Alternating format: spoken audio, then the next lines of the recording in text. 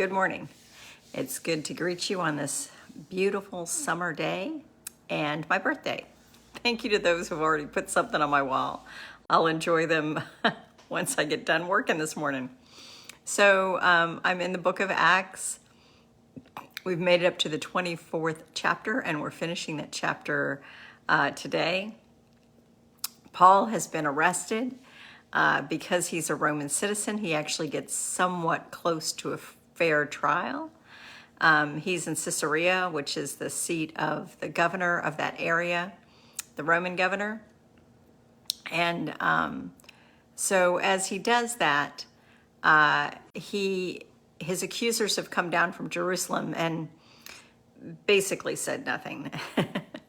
Except they're really glad that Felix is such a good governor. And of course, they're not really being genuine when they're saying those things. But Paul's pretty much putting on the same show for the governor of Felix to try to get him to go their way. So here, listen to the rest of Paul's defense for himself and then what happens next. So I'm beginning at the 14th verse of chapter 24. Paul says, "But I do freely admit this, in regard to the way which they malign as a dead end street, I serve and worship the very same God served and worshiped by all our ancestors, and embrace everything written in our scriptures. And I admit to living in hopeful anticipation that God will raise the dead, both the good and the bad. If that's my crime, my accusers are just as guilty as I am. Believe me, I do my level best to keep a clear conscience before God and my neighbors in everything that I do. I've been out of the country for a number of years, and now I'm back.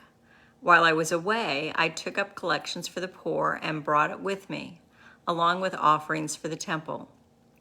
And it was while I was making those offerings that they found me quietly at prayer in the temple. There was no crowd. There was no disturbance. It was some Jews from around Ephesus who started all the trouble, and you'll notice they're not here today. They're cowards, too cowardly to accuse me in front of you. Hey, Annie. So ask the others what crime they've caught me in. Don't let them hide behind this smooth-talking Terrellius, the lawyer. The only thing they have on me is that one sentence I shouted in the council, quote, 'It's because I believe in the resurrection that they've been hauled into this court,' end quote. Does that sound like grounds for a criminal case?" Felix waffled. He knew far more about the way than he let on and could have settled the case then and there. But uncertain about his best political move, he played for time. He said, "When Captain Lysias comes down, then I'll decide your case." He gave orders for the centurion to keep Paul in custody, but to give him the run of the place and not to prevent his friends from helping him. A few days later, Felix and his wife Drusilla, who was Jewish, sent for Paul and listened to him talk about the life of believing in Jesus Christ. As Paul continued to insist on right relations with God and his people, about a life of moral discipline and the coming judgment, Felix felt things were getting a little too close for comfort and dismissed Paul. "That's enough for today. I'll call you back when it's convenient." At the same time, he was secretly hoping Paul would offer him a substantial bribe. These conversations were repeated frequently. After 2 years of this, Felix was replaced by Porcius Festus, still playing up to the Jews and ignoring justice. Felix left Paul in prison. So here is the justice system in the days of Jesus and Paul. Money talks, and money talks big time.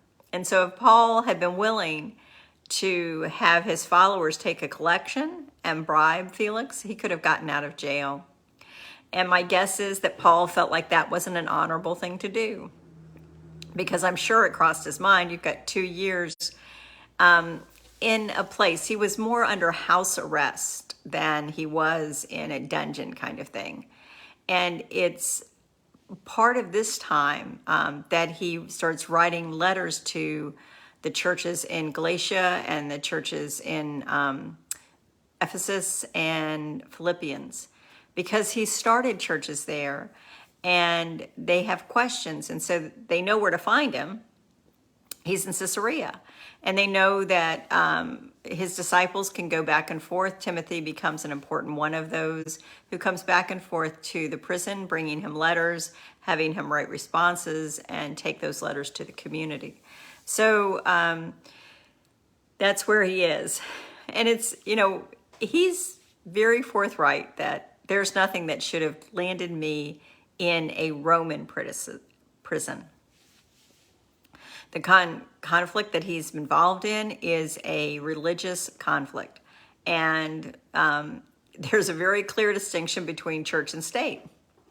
Rome doesn't really care what Jewish folks are arguing about with one another in terms of religious differences. They just don't want any violence. They don't want any trouble in their towns. And so when it starts to be trouble, then they stop it. But other than that, they really don't care. But when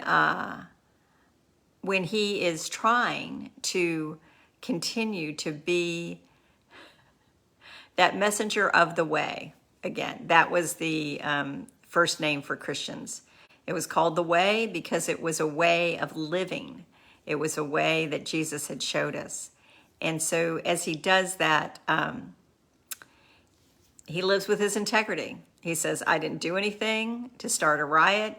People came and started rioting at me because he was opening faith in the one creator God that was believed in by the Jews to everyone.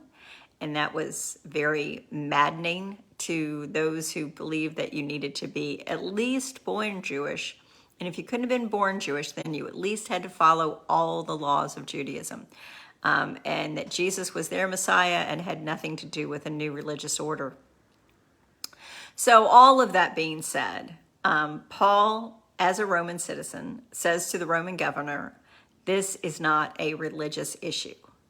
And what Luke indicates in the writing is that Felix knew very well it wasn't a religious issue, but Felix was looking to keep everybody on his side, that he was very much politically savvy and would think through the decisions he made in terms of what it would mean for him politically, and that he wanted a bribe. And that's the way business was done. It's the way that he had gotten his Roman citizenship, was he had paid for it. And the first man who arrests Paul in Jerusalem even asked, so how much did you have to pay for your Roman citizenship? Because I had to pay a lot for mine. So it was money. If we think money talks now, money definitely talked back then. And Paul is saying, this is a new way of life. It's not about a bunch of rule following. It's about relationship with God. And Felix, who has had a number of wives, is not particularly, it doesn't seem proud of the decisions that he's made in terms of holding them up to what God would want him to do. But it doesn't seem to bother him. He wants to be able to make his own choices and to not feel guilty about them. And so one way of doing that is just to say, Paul, I'm done talking. You go back to your place and I'll carry on with my life the way that my choices do. Not even demand, the way that I want to. I get to do what I want to do because I have the power and I've paid for the power. Subtext, when you pay me enough, I will let you go and do what you want to do, which he didn't do. So Paul has, in fact, gotten into trouble in Jerusalem, which people told him he would. As he felt compelled to go to Jerusalem, he lands in jail. Again, more house arrest.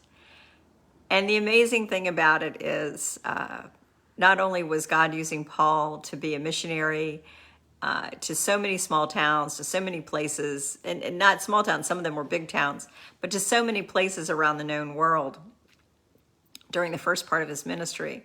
When he comes back to Jerusalem to check in with basically the mother church, to check in with the leaders of the church, and to bring them offerings, that's when he gets arrested. And God doesn't stop using him. God continues to use him in a way that we get to be encouraged by and inspired by still today. By using Paul's intelligence, by using the questions from the community that we still have today, by using those questions to answer them as Paul does. Again, not as the last authority and not as writings out of context of his original place. Many times people have quoted to me 1 Corinthians, where Paul writes that women should be silent in church. Yeah, I'm sure they should have in the first century. Not so sure they should be in the 21st century. So, but Paul wrote those letters, and so much of it has wonderful encouragement, strength, illumination of who God is and what God's relationship with us is like. And so that's when this happened, when Felix leaves him in jail, and it's 2 years, and finally they get a new governor, but he still leaves him in jail. And so Paul has plenty of time for disciples to come and bring him his friends, to bring him greetings from the communities of Christianity that he started, bringing their letters. He writes letters back of encouragement, and we have those still today. And those letters, when they arrive from Paul, probably during their gatherings of faith, usually on a Sunday morning, those gatherings of faith, I'm sorry, something weird popped up on my phone. At those gatherings of faith, they read that letter, and they probably read it a number of times to help them. So that's me today, saying thank you for birthday greetings, saying thank you to God just for wonderful text. The writer Luke, the person Paul, who brings us greetings through the centuries to let us know how much God was moving in those lives and how much God can continue to move in our lives. So on this day, I pray you find blessings and peace and grace. And enjoy the day as I plan to with all my birthday greetings. Thanks. Bye.